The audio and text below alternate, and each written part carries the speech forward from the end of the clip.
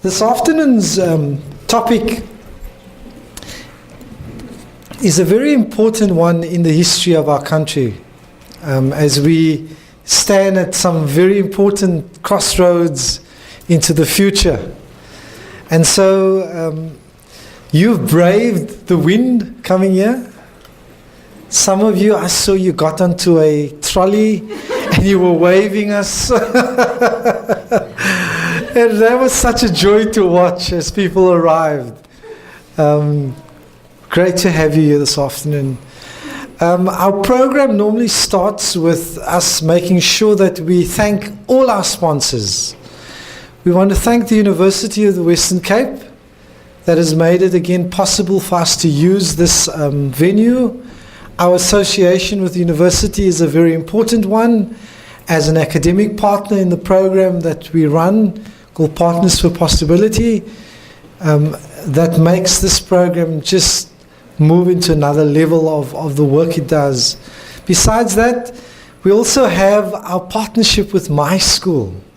Now, Melanie Burke has been someone that I've come to know that there's two things I really enjoy about her. One, she taught me how to listen to myself. So when my body reacts to something, I know it's coming at me and I need to think very carefully about it. That's the first thing. The second thing, she's taught me how to fall in love with people. She always talks about falling in love with people, meaning when you meet people, why don't we just fall in love with them? And in that way, we can grow together. We can do amazing things together. So Melanie, those two things you've taught me. And it's a privilege to have you as one of our speakers today. Melanie is also, I need to come clean with a few things. And Melanie is also a board member of Symphonia for South Africa. And we are very proud to have her as a leader in our institution, in this organization, and great to have you. Please come and speak to us for the next few moments and engage with us. Thank you. Well, thanks, Alwyn. And can I just say good afternoon?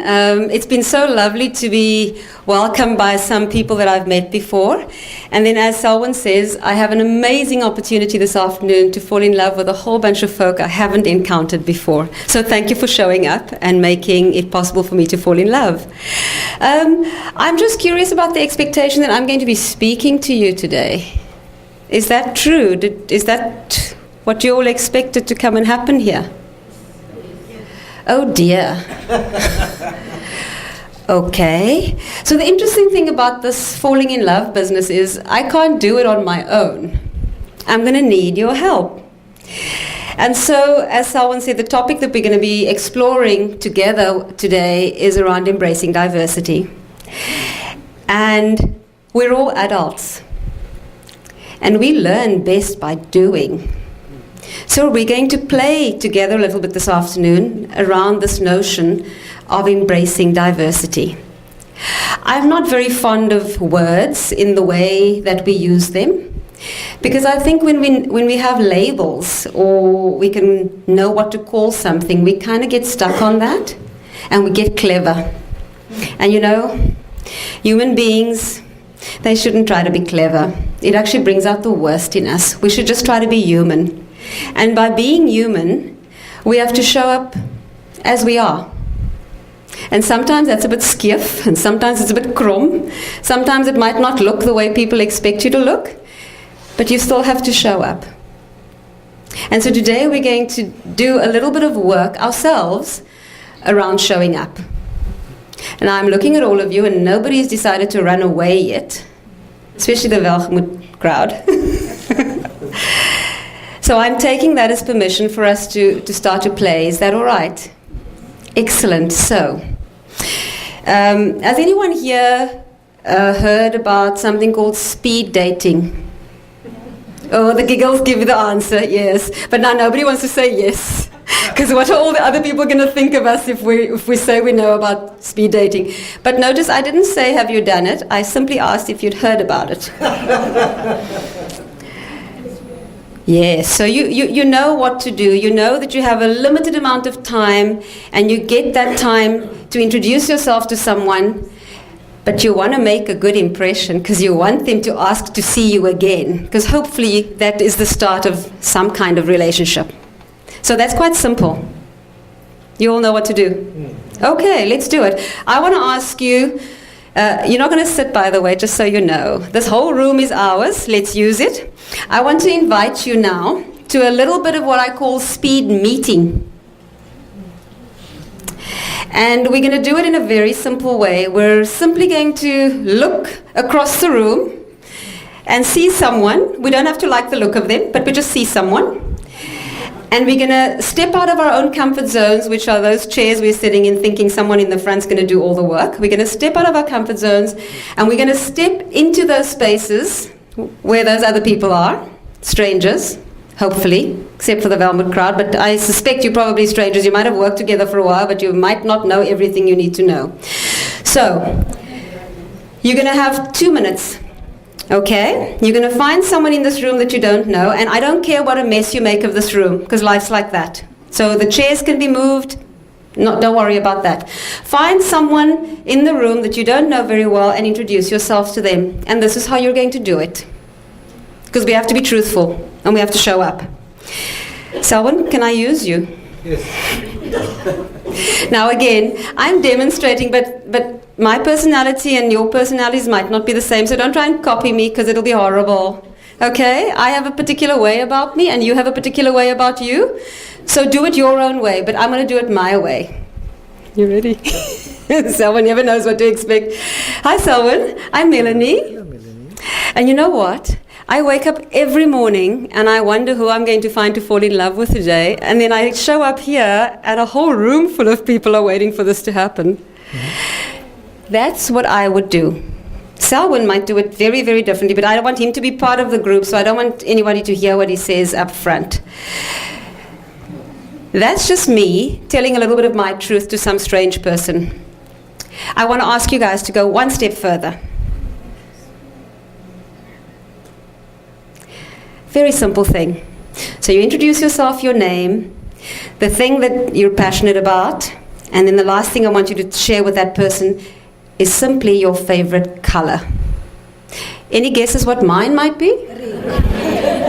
Okay, so these things are sometimes very obvious and sometimes they're not so obvious. So we're going to just explore each other for a little bit. You have 2 minutes. Now those 2 minutes are very important. Each of you will have 1 minute.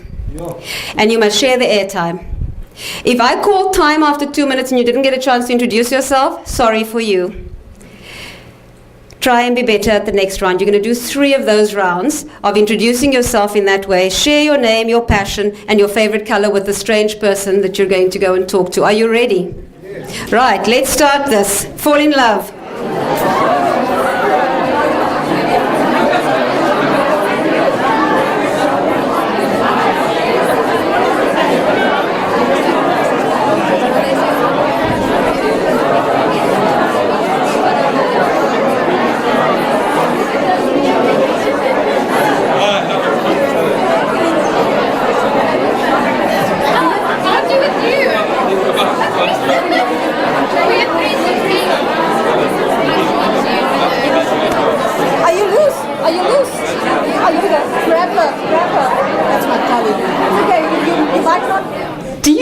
Do you know what you look like? You're so beautiful. Your eyes are shining. And you know, that's really the first lesson around embracing diversity. We are so often not invited and asked and included. Even if someone says to you, you can show up, they always have rules about how that is. You must be thin, you must be tall, your hair must be straight. I don't know, you must have gone to a particular school. All sorts of stories. And even if though people don't say that, we know it. Nobody needs to teach us about how to be excluded. We know. Yeah? And so, next time you're at a place where you're not sure of yourself and you're the stranger in the room, I want to ask you to remember what it felt like when you just did this. And I want to hear from one or two people what it did feel like for you, because I have an observation about it, because I've been watching all of you, but I'm curious to hear from you what it felt like for you. It's always kind of uncomfortable to start, but I think once you do it the first time, then you're like, all right, I'm into this, let me go and see who I can find. Awesome, thank you. Anyone else? Let's use this side of the room. Oh, it was just, it's good to get to know people better. Just to, we even met some colleagues that we know, so very good. So if you can tap into what it feels like for you inside of yourself, that kind of feeling in the actual literature, if I was to teach about this stuff, what happens to us physiologically is that when we're in that kind of relationship, rather than a transaction, our endorphins are released. Our brain secretes all sorts of wonderful things that make us feel high. It's the same feeling you get from chocolate and sex. Okay? It's that feeling. And so what we encourage people to do when you've had your own experience, when you've had your own experience, when you've had your own experience of what it feels like to really be invited into a relationship with someone in the way that you just did, because nobody had any thoughts about what's going to happen. You guys just showed up and said who you were, and it's like, hey, take it or leave it, here I am. Huh? That feeling, when we keep getting those exposures to other humans, we get hooked on our feel-good hormones. And so once you've felt good, you don't really want to go back to that horrible feeling when you show up in a space and somebody looks at you and they dismiss you. Because they think by looking at you, they know everything they need to know about you or your kind. And now they have a formula for dealing with you.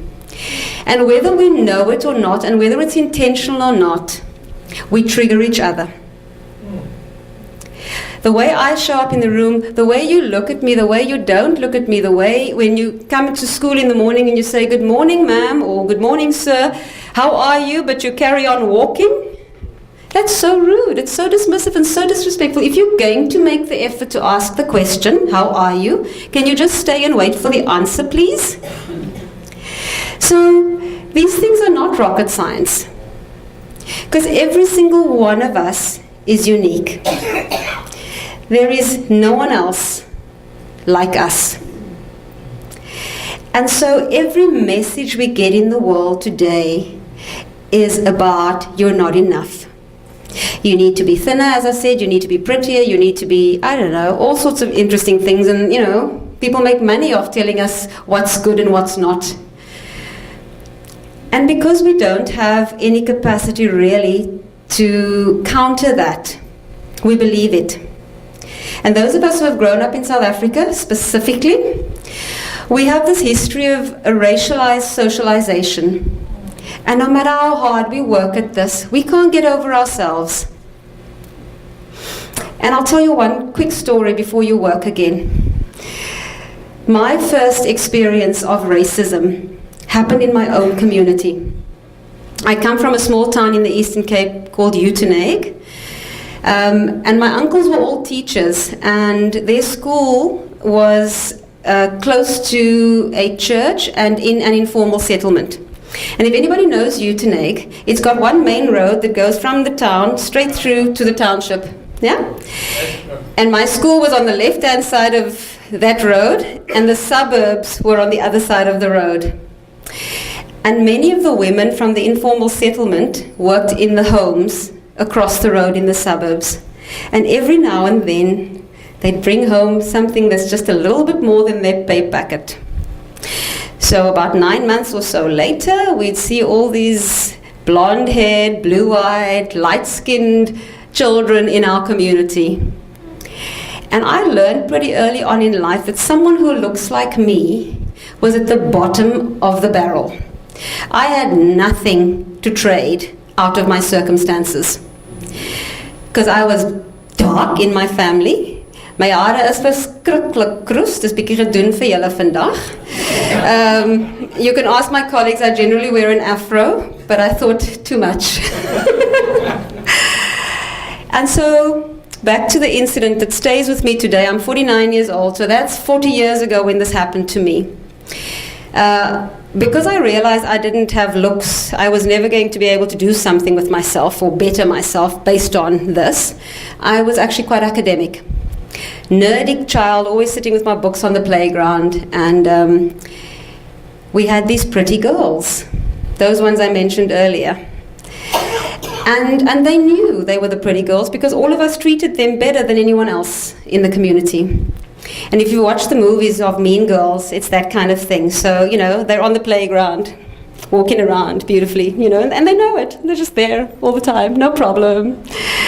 And one afternoon, I was sitting on the playground, and the prettiest girl is always the meanest girl. And she's the leader of the pack. And walks up to me, and I'm sitting where Terry Ann is sitting, and I look up, and she comes across to me, and she does this to me. She looks at me like this, I hope you can all see, and she touches my shoulder like this, and she says to me, "Oh, sis, your skin is so brown it looks like," excuse me to all the adults in the room, "shit." Now I'm 9 years old. What do I do with that? I don't know what to do with that. My feelings are so hurt. And I go home that afternoon, and my father could see something was not right, and he said to me, "Sweetheart, what's the matter?" And I said, "Oh, Dad, the girls at school were mean to me. This girl came up to me and said to me, 'My skin is so brown, it looks like shit.'" And my dad said, "Go and wash your face, and then come and sit down. I want to have a conversation with you." And I came back and I sat down, and I remember what happened to me, which is similar to what happened to you guys now when you were introducing yourselves to people. So I'm sitting on the chair and still feeling very sorry for myself. And my dad says to me, I want to have a conversation with you today that I hope I never have to have with you again. And it was just as well, because my father died that year. He never could have another conversation with me. But I remember him so clearly saying to me, "So, who are you?" And I remembered what happened to me. I was sitting like this, and the next moment I lifted myself and I said, "I am Melanie Burke." And my dad said, "That's right. And do you know there'll never be anyone else like you in the world? And the only way that you can honor that amazing gift that you have is to be all that you are." 40 years later, I remember it word for word. Any of you watched Dirty Dancing? Not the 2017 version, the original with Patrick Swayze and Jennifer Grey? Yeah? You know that scene at the back at the end where Patrick Swayze says, "Nobody puts baby in the corner." That was my nobody puts baby in a corner moment. And so, in fact, for the last 40 years, I've never known my place. I've never listened when people told me I wasn't enough. I've never stood back when I was told you're not this or you're not that. Because I've been doing the work all along to figure out who I am in the world. And so I want us today to do a little bit of that work around acknowledging who we are. Now I want to warn you up front, this is not going to be scary work at all. I just want to tell you that, but you're going to have to reflect a little bit inside to start to get a handle on why we struggle so much in this country and why we struggle so much as humans with this notion of difference, because that's really what diversity is. And in fact, I prefer to use the word uniqueness. Why is it so hard for us to acknowledge that someone else is who they are? That we don't have to make something better of them or something more of them, and then to be able to find what gift they bring and what gift I bring and what gift anyone else brings, to bring that together, to contribute and to make more together. So, nobody looks like you're running away yet. You're still with me, because now you have to work. And here's what I want to ask you to do. We're changing gears, because actually, none of this is going to shift for us if we don't shift physically, using our bodies. I want you to make a mess of this room. I want you to take your chairs and relocate yourself anywhere. I want you to be in pairs. Okay? So do that for me first, then I'm going to ask you what I need you to do. It doesn't matter who you end up with at all. Just relocate yourselves. I don't want to forcibly remove you. Let's just relocate on request. Relocate, but find yourself another partner and use your chairs. Just use this entire room because it's our room. A whole number of statements. But because we're here today having an exploration around diversity.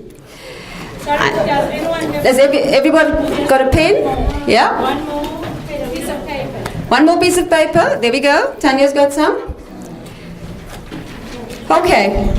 So here's a little bit of the work that we're going to do, because we're going to do some self-exploration. Now the questions are really very simple, and your responses are very simple too, and they're yours. There's no right or wrong answer, there's just your answer. And because we're doing work around diversity today, the very first action I want you to take is at the top there. It talks about multicultural. Can we just be brave and say multiracial, okay? Just change that. Because actually if we don't have these conversations, we never get through the pain. Okay, so multiracial. So what I want to ask you to do is quietly by yourself first. You just answer the questions for you. So the first question I think says your family of origin. So the range goes from 1 to 5. 1 is single, 5 is very multiple, and everything in between. So if you were born into a family where your mother was white and your father was white, I'm not worried about whether they were English or Afrikaans. Let's not go there. That's culture. If your mother and father were both white, your family of origin is white. It's 1. If they were both brown, the same thing. If they were Indian, the same thing. If they were black, the same thing. You'll rate that as a 1. And you answer those questions on that basis. If the school that you went to at primary school was a white school in a white suburb, it's a 1. If you went to a different kind of school, you can then decide what the range looks like.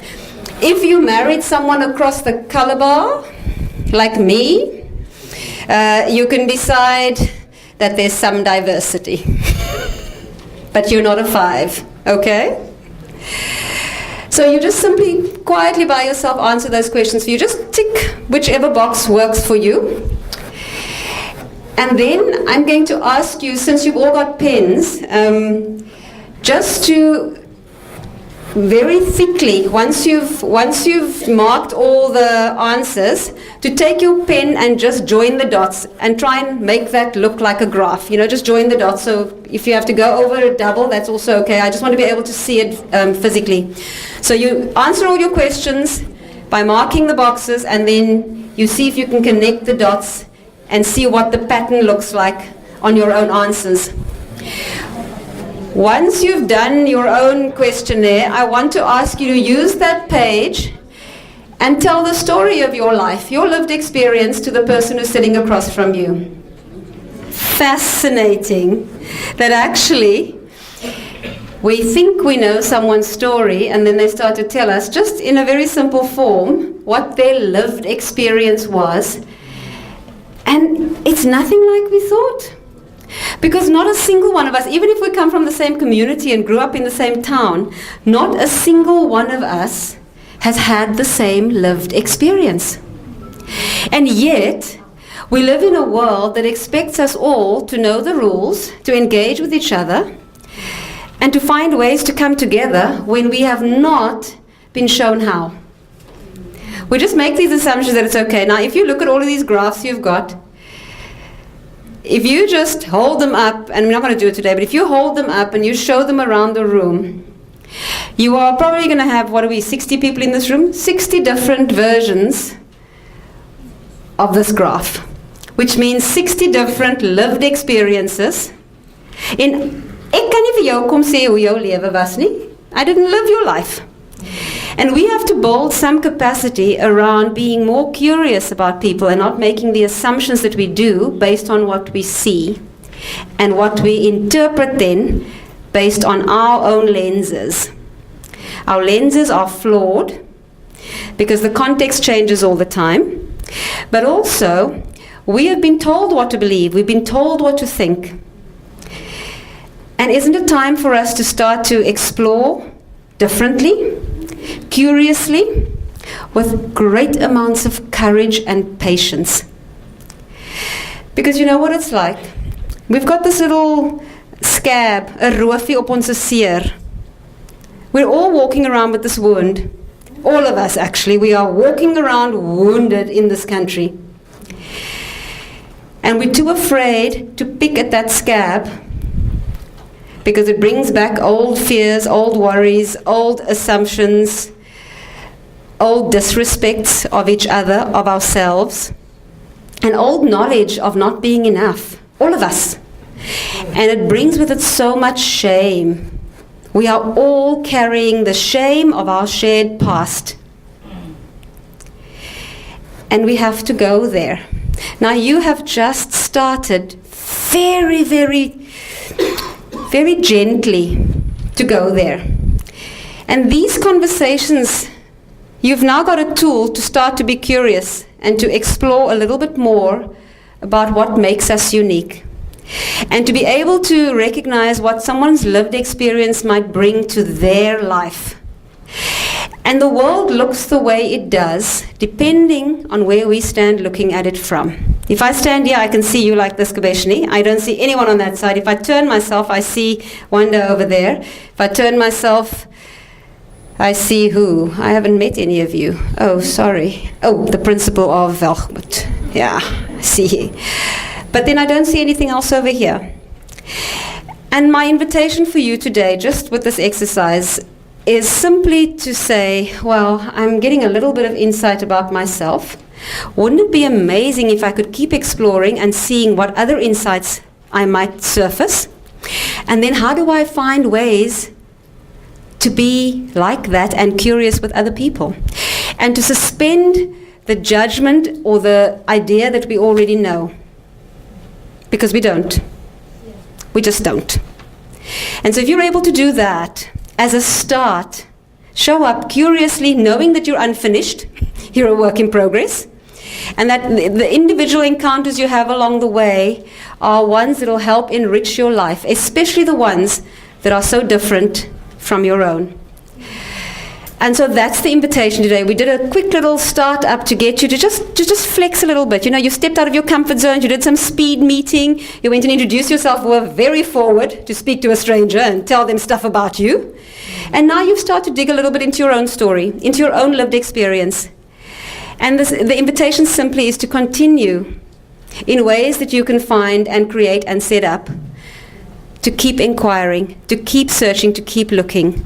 I have one hand up, which is all I have time for, because I know you guys are going to get excited even more than you were now when Roy comes up. So, Kabeshni, you wanted to say something? I spent 3 days at National.